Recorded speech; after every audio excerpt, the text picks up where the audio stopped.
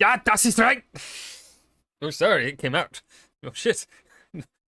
I thought my German ancestors inhabit me. Oh, where'd that come from? Eins! Ah, it's a ghost. Alrighty, on to week 111 of World War II, October 10th, 1941. An open road to Moscow. Well, that doesn't sound good. Let's dive in. I give up, Edward. What did the Soviet mugger say to Fedor von Bock? Empty your pockets? I don't get it. Huh? What? I'm fairly certain the Red Army generals Konev and Yeremenko have not seen Star Wars, even though it does happen a long time ago. If they have, then this week they are both likely to echo the words of Admiral Akbar. It's a trap!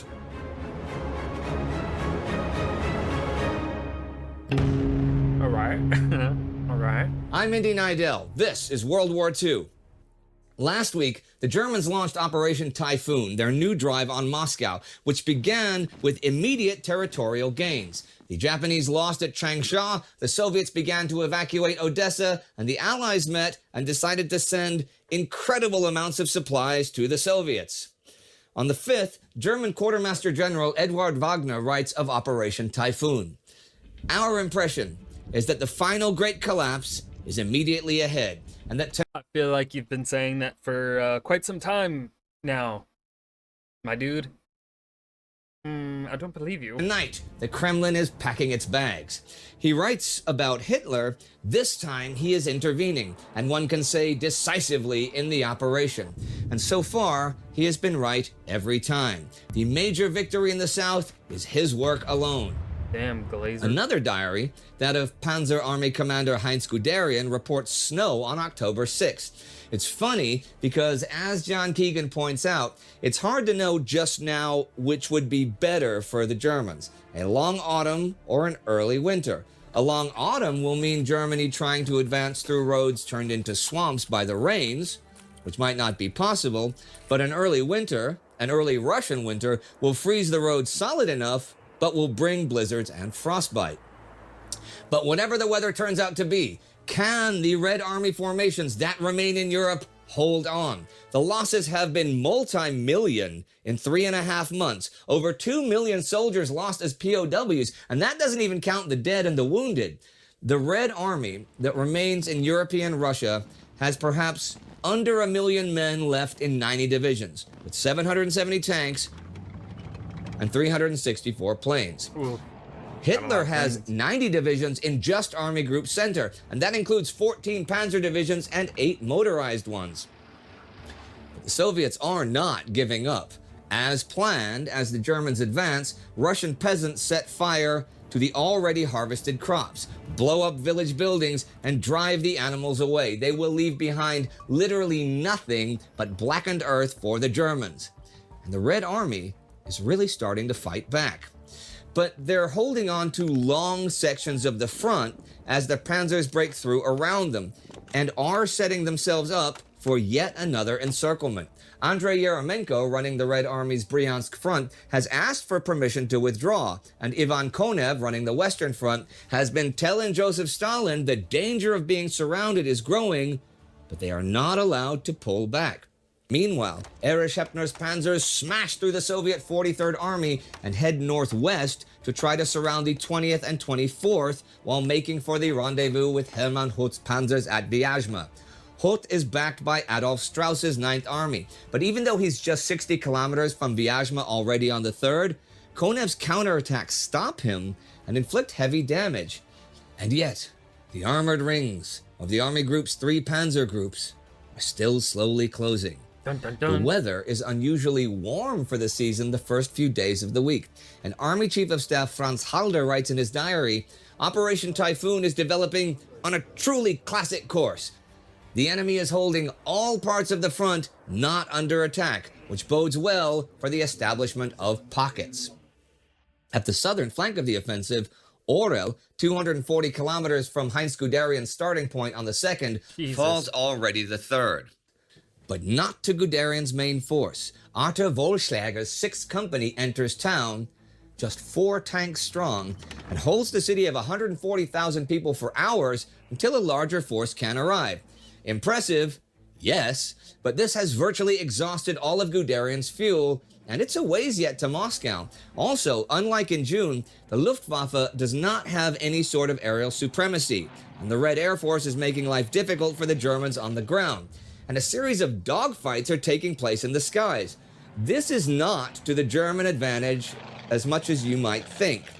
They sure had the quality edge a few months ago, but the weeks and weeks of live experience have produced some great Soviet pilots. As for Germany's top aces, number 4, Heinrich Hoffmann, is shot down over Yelnya October 3rd. Number 3, Hermann Friedrich Jochbian, died in August. Number 2, Heinz Baer, is still in hospital after a crash landing. And number 1, Werner Mulders, with 101 official victories, has been taken out of operations for propaganda purposes. Anyhow, Guderian's tanks cannot take advantage of their success and head for Tula, their next goal, because of lack of fuel. And also on the 5th, Hoth also cannot advance because of lack of fuel.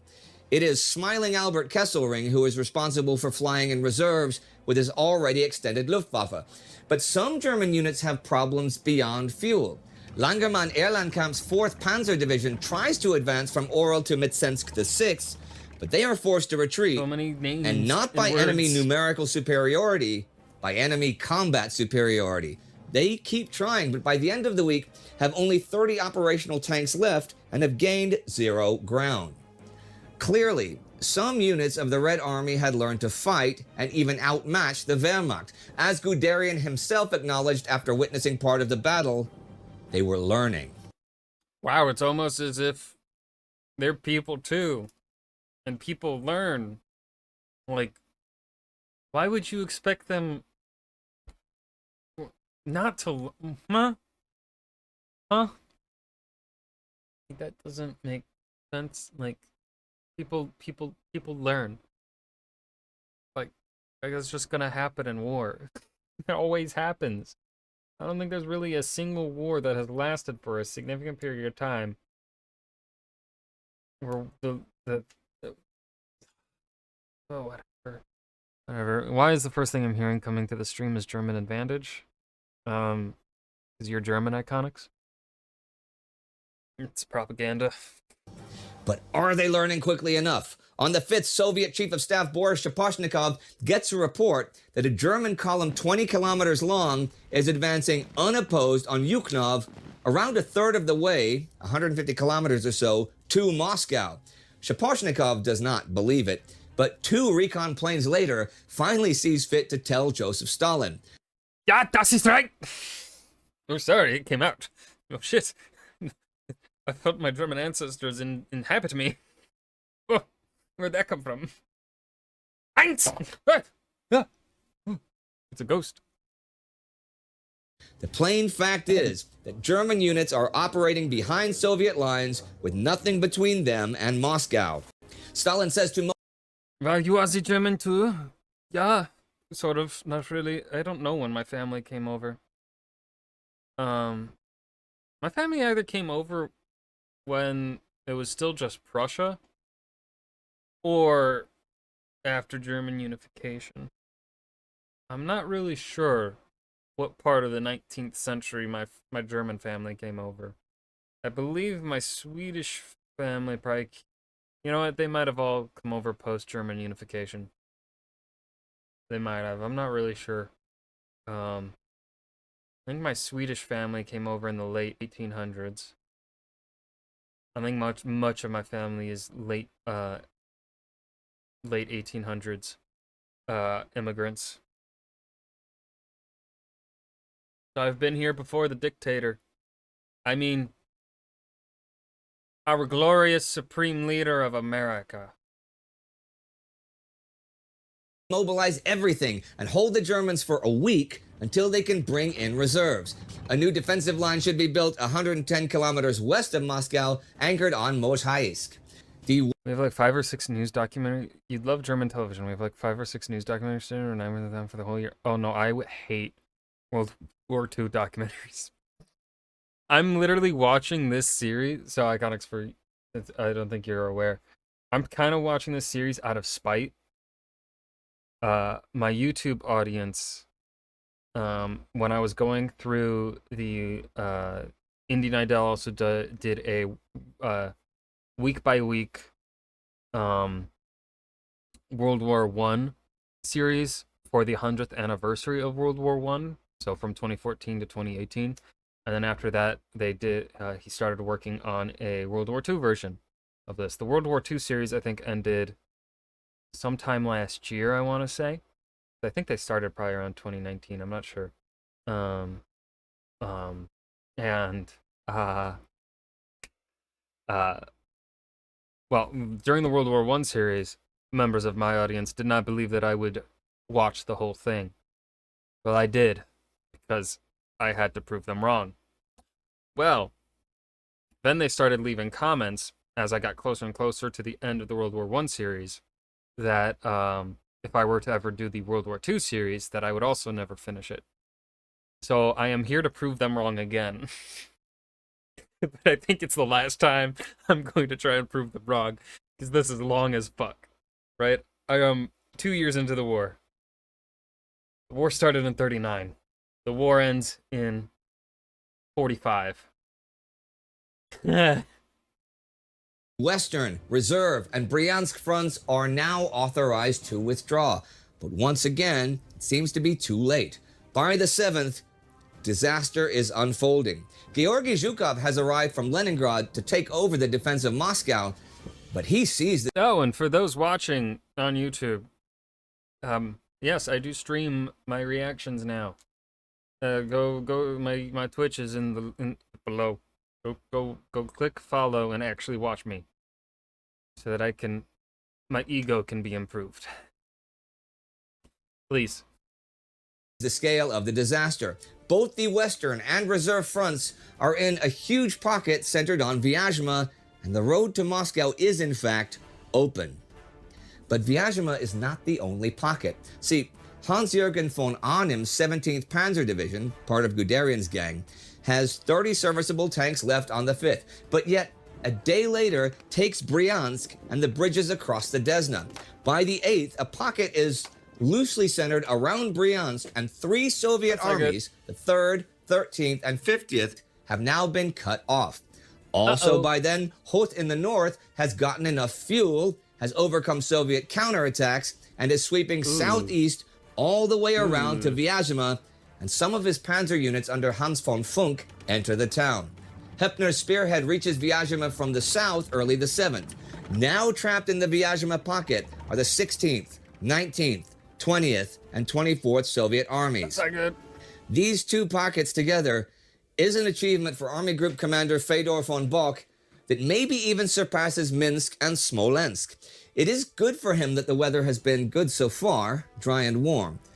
The weather changes, as I said, the 6th, colder and rain followed by snow. On the 7th, the roads turn into mud. With the roads to Moscow effectively open, almost no credible defenses to speak of, and 3 German panzer groups between 200 and 350 kilometers from the capital, the beginning of the Rasputitsa was a welcome occurrence. I'm wrong for saying that the German army back then had ultimate aura. I think the German army with the most aura it's either the 1870 Prussian army or 1914 German army. The Hitler's German army, they could be better. I think the 1914 army did a lot more impressive stuff. Fleeing in the Bryansk in terms of the I don't know what terms of contemporaries. Pocket on the night of October 6th and 7th as You have to cut the VOD later every time. No, I'm too lazy for that. They're right there. YouTube has no idea what you were saying, Iconics, only if I decide to read it out loud. So people are gonna be confused. Who the fuck is this person talking to? Aha. Watch the streams to know. As the rain started, Vasily Grossman, who is one of my all-time favorite novelists, by the way, jotted in his notebook, "There's rain, snow, hailstones, a liquid bottomless swamp, black pastry mixed by thousands and thousands of boots, wheels, caterpillars, and everyone is happy once again. The Germans must get stuck in our hellish autumn. But the German morale is really riding high as these twin triumphs unfold, and they plan their next moves. Hoth's Panzer Group 3 will next head northeast towards Kalinin. This will roll up the flank of the Soviet northwestern front. Hepner's Group 4 will make for Moscow with whatever he can pull away from the Vyazma encirclement. He isn't exactly thrilled about having to leave any of his units behind, but Gunther von Kluge insists, and a lot of them do have to stay behind. Guderian maintains that eliminating the pockets, that's the infantry's job. So from his 2nd Panzer Army, which forms this week on the 5th from his 2nd Panzer Group, only Lemelson's corps is to stay with the Bryansk pocket. Schweppenberg's is to make for Tula and then Moscow. Kempf's is to take Kursk and then back up Schweppenberg, though Guderian will countermand OKH's order for Kempf and send him to Sevet. Extremely optimistic goals in any case in light of the fuel situation, but the Germans are riding a... Extremely optimistic goals. I think you could put that as pretty much the Nazi saying for World War II. Extremely optimistic goals. For not optimistic for the rest of the world, but optimistic for, their fucked up beliefs. Want to make it clear. Wave of optimism just now. In fact, in Army Group South this week, Karl Heinrich von Stupnagel of the 17th Army is relieved of his command, officially because of illness, but really for not being aggressive enough in advancing. He is replaced by Hermann Hoth. I know. Hoth wants to remain with his panzer group, but an army command is technically a promotion. So on the 9th, he heads for Army Group South, and he is replaced by Georg Hans Reinhardt. Army Group Center's war diary that day proclaims, when you've got multiple parts, but need just one answer, all corps have the order, forwards, forwards, forwards.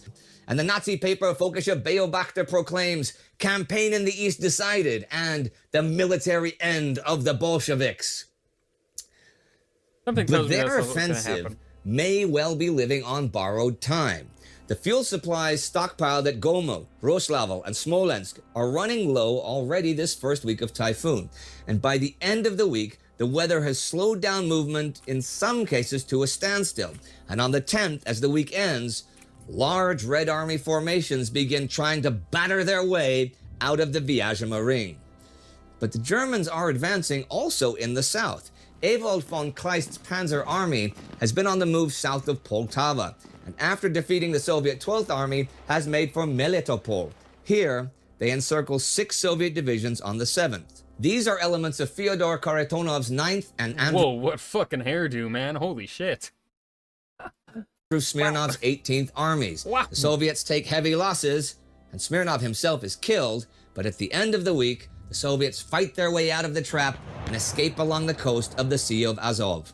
Kleist will follow until reaching the Mius River, where he has to stop and refit and regroup.